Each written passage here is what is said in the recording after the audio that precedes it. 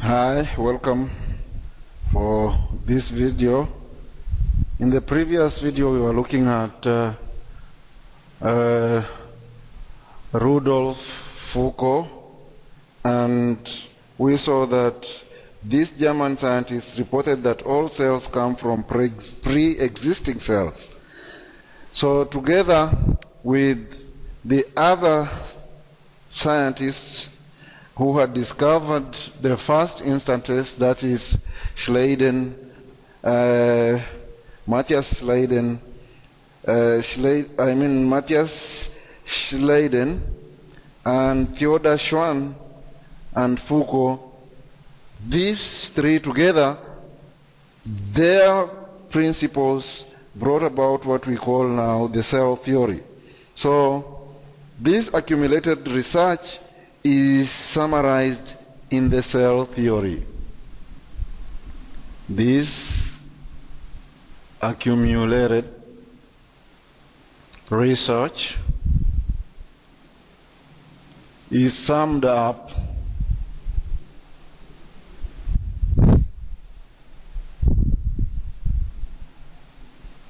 in the cell theory.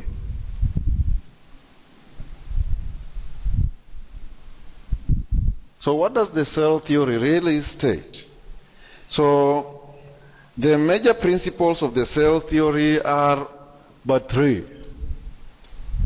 One, all organisms are made of cells.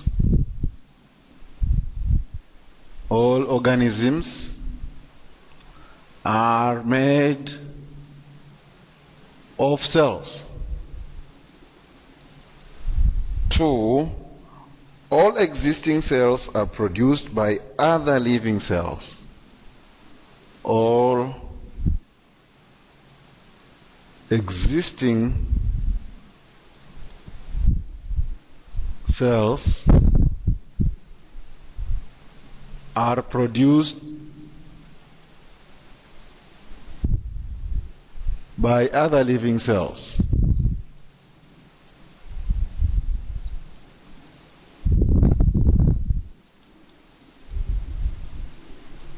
And not spontaneously as previously believed by Schwann. Then the third one is the cell is the most basic unit of life. The cell is the most basic unit of life.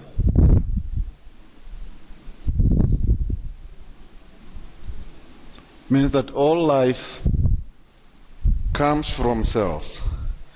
So here we are. When we really look at where we came from, we can see that here we are having these discoveries made by early scientists. So Robert Hooke was the first one. He used his three lens or compound microscope. Other scientists came in. We had Foucault. So we had Anton van Leeuwenhoek being the next. And what did he really come up with? Anton van Leeuwenhoek was the one who looked at the droplets of water, and he came up with the animalcules. He was the first to see moving organisms with a microscope. Then came Matthias Schleiden. Who, of course, concluded that plant cells are made of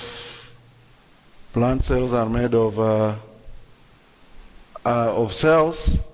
And as he talked to his countryman Schwann also concluded that plant cells, animal cells also are made of cells, and he was amazed by the similarity between the two. Then came Foucault, who made a great discovery of discovering that cells really come from existing cells and not as previously stated by Schwann. If you look at the pictures here, you will see what these scientists were trying to draw. As we discussed earlier, we said that our friend here, Anton van Leeuwenhoek, used to sketch everything that he used to see, and these are just but some of the sketches. So Hooke observed cells of dead plant cells. In contrast, van Leeuwenhoek observed and drew microscopic life, which he called and molecules. So from this you can see how important the two of them contributed to what we now regard as the cell theory. To now what we are regarding as the cell theory. Here we have the pictures of these important people. So in 1865, Hooke was the first to identify cell, and he named them. In 1674, he made Bera lenses. And who is that? Leeuwenhoek. So Leeuwenhoek, the Dutch linen draper, was the one who, of course, was able to see the animalcules. Then Schleiden was the first to note that plants are made of cells.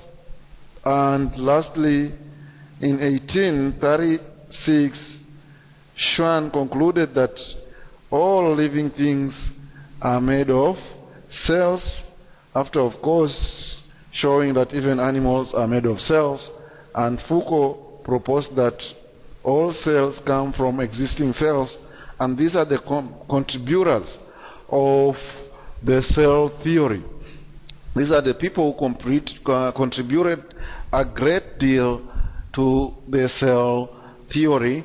The cells that we know today are, of course, as a result of efforts of many years' discoveries, and we should, of course, thank these people for their effort. So we will stop here for now. In the next lesson, we will be looking at the cell in detail and its structures.